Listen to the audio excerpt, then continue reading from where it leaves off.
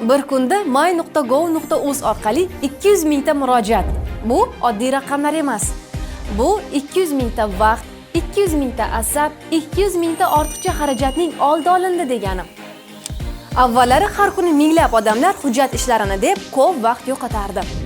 Bugun esa bir kunning o'zida 200 mingdan ortiq murojaat onlayn qabul qilinadi. Demak, kuniga 200 mingdan ortiq foydalanish.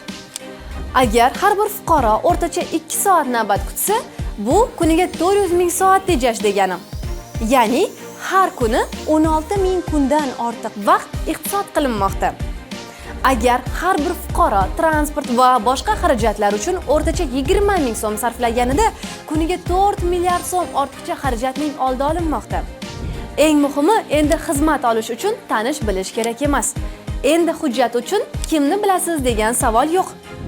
Tizim hamma uchun teng ishlaydi. Har bir raqam ortida bir insonning osonlashgan hayoti bor. my.gov.uz vaqtingiz va naqdingizni tejovchi tizim.